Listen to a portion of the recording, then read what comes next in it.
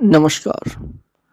भस्मासुर राक्षस की कहानी जो हमारे पुराणों में वर्णित है, सभी ने सुनी होगी।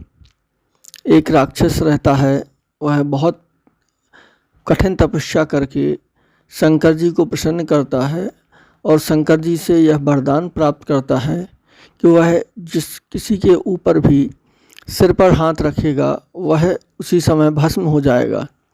और इस वरदान का दुरुपयोग करते हुए वह शंकर जी के ही पीछे पड़ जाता है और फिर शंकर जी को अपनी जान बचाकर भागना पड़ता है।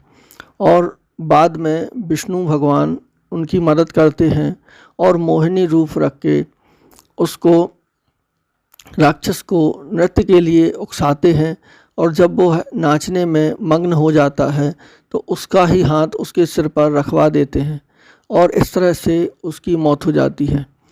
यह कहानी जब सुनते थे तो यह लगता था कि परमात्मा जो कि तीनों कालों का ज्ञान रखते हैं और सब कुछ जानते हैं, तो परमात्मा सर्वज्ञानी होते हुए ऐसा वरदान कैसे दे देते थे कि उनको भी अपनी जान बचाकर भागना पड़े।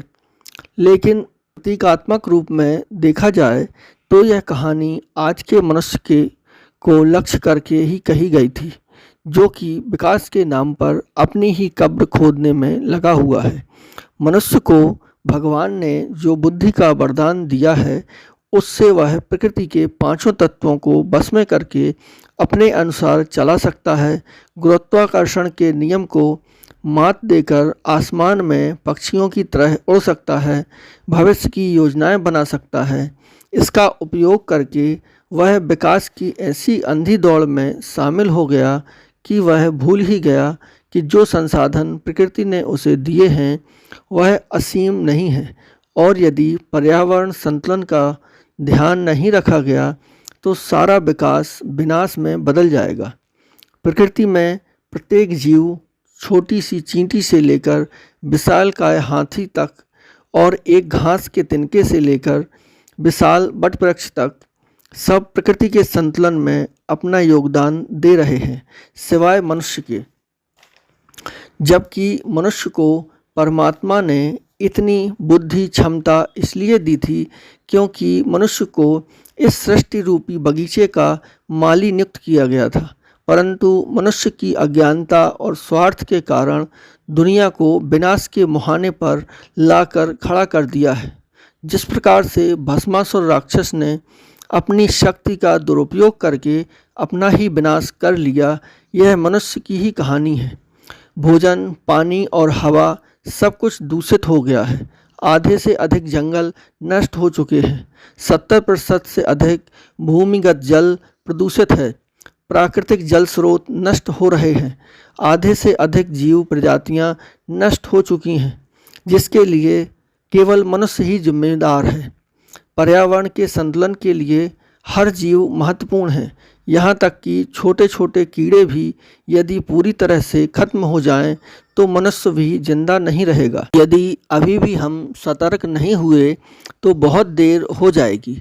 जब बोतलों में पानी बिकना शुरू हुआ था तब हम सोचते थे यह अमीरों के चौंचले हैं, परंतु आज आरओ लगवाना हर व्यक्ति की मजबूरी हो गई है।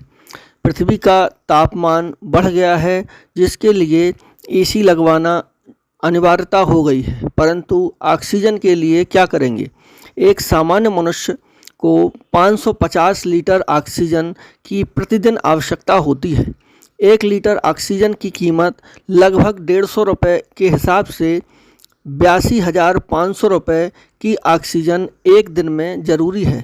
अगर पेड़ नहीं लगाएंगे तो कितना भी पैसा हम कमा लें, कितने दिनों के लिए होगा।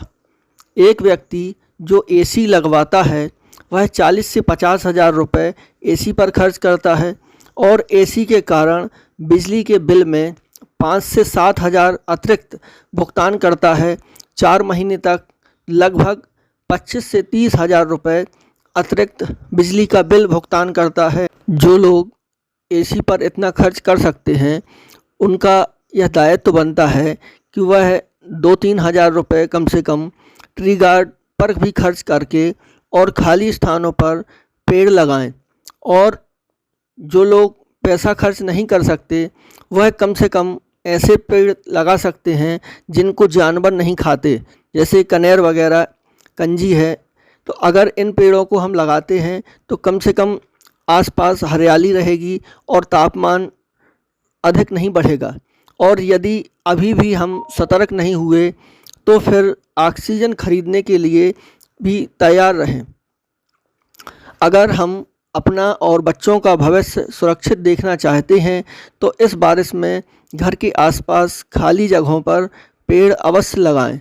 और पेड़ लगाने के साथ ही कम से कम 2 से 3 साल तक उनकी देखभाल भी ज़रूरी है। 10% समझदार लोग भी यदि प्रतिवर्ष 2 पेड़ लगाएं और उन्हें बड़ा करने की जिम्मेदारी उठा लें तो यह आंकड़ा भारत की आबादी के हिसाब से लगभग 3 करोड़ प्रतिवर्ष होता है।